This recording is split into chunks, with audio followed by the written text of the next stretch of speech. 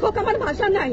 তাদের কাছে হাত জোর করে মাপ চাই। নিরাপত্তা দিতে পারি নাই, নিরাপত্তা দিতে পারি নাই। মনে হয় রাস্তায় শহীদ হয়ে গেলে যদি এই লজ্জা আমার কিছুটা কাটে, ওদেরকে বলবার আমার কিছু নাই। প্রশাসন এবং সরকারের পক্ষ থেকে বলা হচ্ছে যে এই আন্দোলনের ভিতরে তৃতীয় পক্ষ এবং জঙ্গি। আরো বলেন না আমি হিজাব করি, বলেন আমি হচ্ছে গিয়ে জঙ্গি। আরো বলেন না যারাই প্রতিবাদ করছে জঙ্গি। হ্যাঁ, ৭১-এর সময়ের জঙ্গি এক যদি চেহারা অমন হয়, ২৪-এর জঙ্গির চেহারা এরকম হবে। তাহলে গত কিছুদিনে বাংলাদেশ থেকে যে পরিমাণ গ্রেফতার হয়েছে তাতে দেখা যাচ্ছে যে ৮৫% সাধারণ মানুষ যারা কোনো দল করে না। এই বিষয়ে দল করলেও বা ক্ষতি কি? আমাকে প্রশ্ন, এই বিভেদটা তো সারা জীবন টেনেছে না, তাদেরকে গ্রেফতার করা হয়েছে। হ্যাঁ, গ্রেফতার তো এমনিই করছে। দল করলেই কেন? দল করার এটা স্বীকৃতি দিতে হবে। দল করলে ক্ষতি কি?